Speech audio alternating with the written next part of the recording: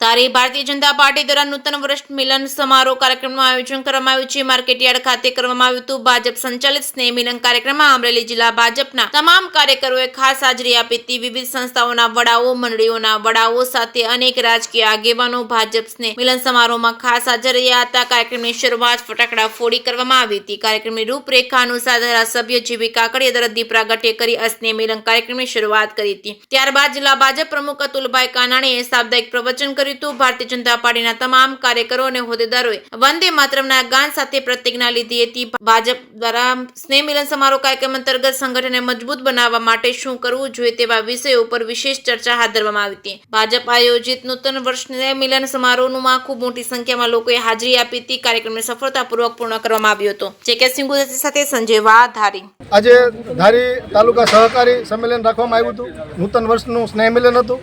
સહકારી મંડળીઓના પ્રમુખો બધા, દરેક સહકારી આગેવાનો, ખેડૂત આગેવાનો, ધારી માર્કેટિંગ યાર્ડ ખાતે રાખવામાં આવેલ સ્નેહ મિલન કાર્યક્રમમાં ધારાસભ્યશ્રી પણ ઉપસ્થિત હતા અને પાર્ટીના બધા જ સિનિયર કાર્યકર્તાઓ, માર્કેટિંગ યાર્ડના ચેરમેન, જિલ્લા પંચાયતના સભ્યશ્રીઓ, તાલુકા પંચાયતના સભ્યશ્રીઓ, બધા જ આગેવાનો આજના કાર્યક્રમમાં ઉપસ્થિત રહ્યા હતા અને બધા જ એકબીજાને મળી નવા વર્ષની શુભકામનાઓ આપી હતી।